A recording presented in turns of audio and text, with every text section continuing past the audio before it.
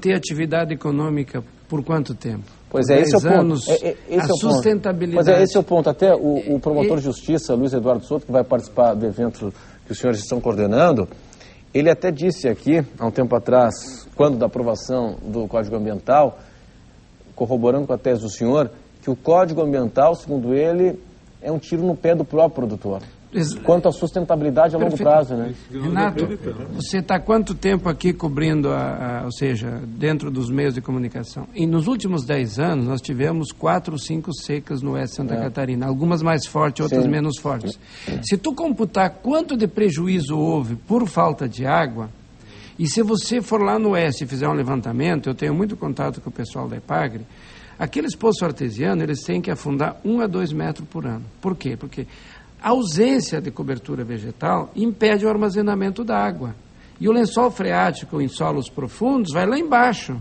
Então, num curto período de tempo de seca, a planta não tem mais água.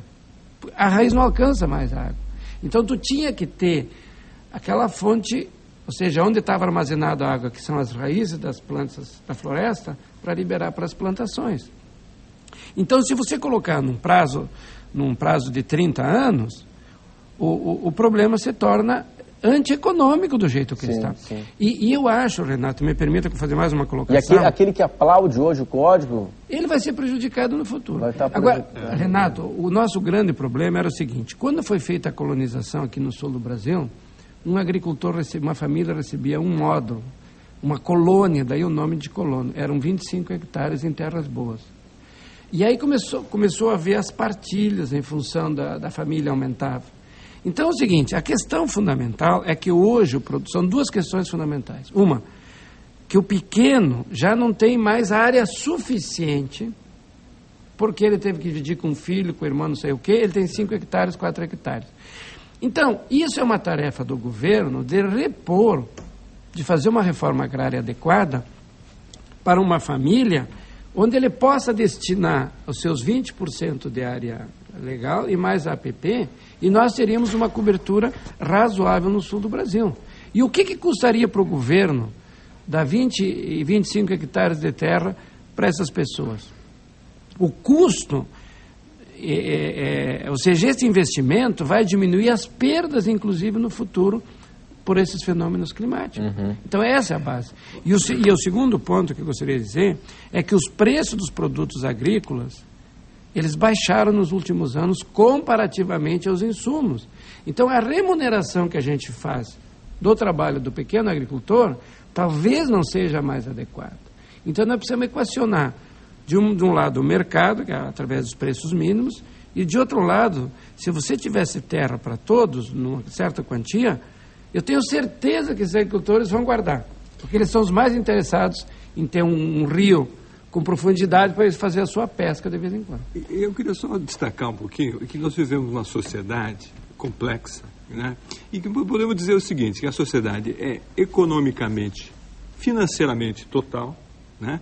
Ecologicamente, politicamente tribal e ecologicamente letal. Porque nós estamos vendo a curto prazo, não é verdade? Sim. Então, essa conformação explica um pouco dessa discussão do Código Ambiental catarinense.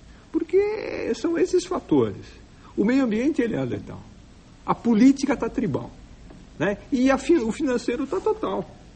Essa junção de fatores leva a uma percepção do problema que o senhor Nodari está falando, a questão, a visão de longo prazo. Só para você ter uma ideia, 1,9% das propriedades de Santa Catarina correspondem a 30 e poucos por cento da área. Ou seja, temos uma concentração de terra muito elevada. Mas aqui se divulga a tese que nós temos a característica da pequena propriedade. É falsa essa tese? É falsa. Não vou dizer que ela é falsa, mas a questão em si é falsa. De fato, nós temos um grande número de propriedades, temos mais de 130 mil. Agora, não podemos esconder o dado, que 2% da população, dos proprietários, detém mais de 30% da área do Estado. E que talvez esses que vão ser os maiores beneficiados do Código. Perfeito. Eu acho que falsa é essa colocação de que se está ajudando o pequeno. Isso. Está se usando o pequeno, mas na verdade é para liberar para o grande. Para ele fazer o que bem entender. Exatamente. Essa que é a questão. Você fala muito assim, no pequeno, estamos defendendo o pequeno. Cuidado. Tem uma curva aí nessa estrada. Bom, que na verdade é o grande que está destruindo e quer continuar destruindo. Quer dizer, essa preocupação com o lucro imediato, né, está levando o quê? Vai se destruindo tudo. Vai para alguma cidade do Mato Grosso lá que planta soja. Você não encontra mais nem 10%. Você viu aí o último resultado da Mata Atlântica, sim, que nós interessa aqui. Ela era 9%, a gente dizia alguns meses atrás em sala de aula. Sabe quanto é ela agora? 7%. E se cair mais um pouco, ela desaparece definitivamente. Bom, nós teremos um contraponto do governo do estado que é importante daqui a pouco, depois do intervalo, e vamos falar também sobre a qualidade do licenciamento ambiental. Vamos para o intervalo e até já.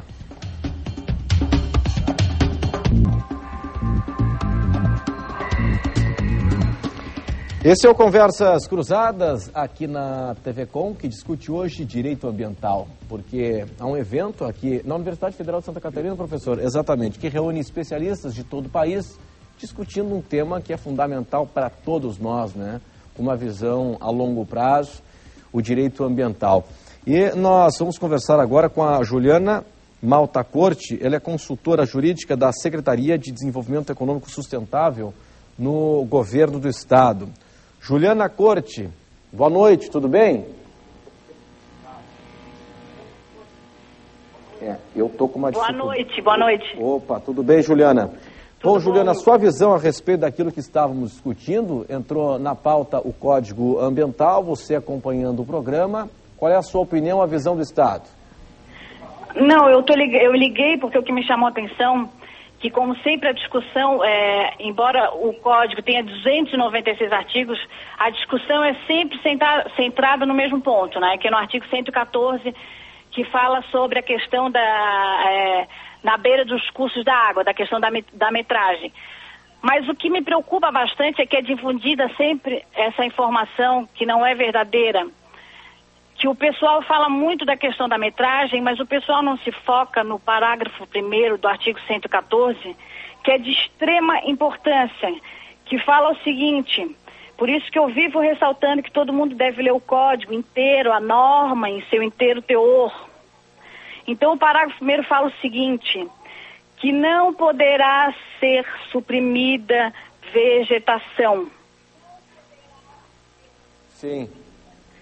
Em quais circunstâncias? Em nenhuma circunstância. O que quer dizer com isso? Pois não. Quer dizer o seguinte, que quem tem a sua vegetação a 30 metros, 20, 15, 40, 50, ele não vai poder suprimir vegetação. É o que está escrito ali literalmente. Ele se submete à lei federal em relação a isso, a supressão de vegetação. Existem situações especialíssimas que estão previstas no Código Florestal, na Lei da Mata Atlântica, que quem está presente aí sabe disso, e essas pessoas estão submetidas a essa legislação, isso está escrito no nosso Código. Então, o que eu quero deixar bem claro, porque acho que foi o professor Morato que falou assim, não, a pessoa vai poder cortar e o vizinho do lado não vai poder. Não é nada disso, porque quem tem a vegetação não poderá suprimir, a não ser que seja autorizado pelo órgão ambiental em situações especialíssimas. Isso aí está bem claro aí no Código, e isso ninguém menciona. Como é que você explica que o Código diz que ele não precisa ter os 30 metros? Se ele não precisa, quem vai obrigar ele a precisar deixar 30 metros? Então, você está lendo unilateral, é você quem está lendo de forma unilateral. Não, vamos permitir que a Juliana conclua o pensamento dela, porque a gente ficou discutindo, né, essa questão, debatendo até de uma forma bastante alongada no bloco anterior.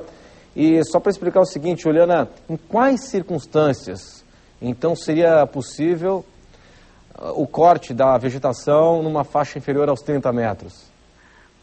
Eu não... Alô, Juliana? Oi. Em quais circunstâncias? O que o Código está falando é o seguinte...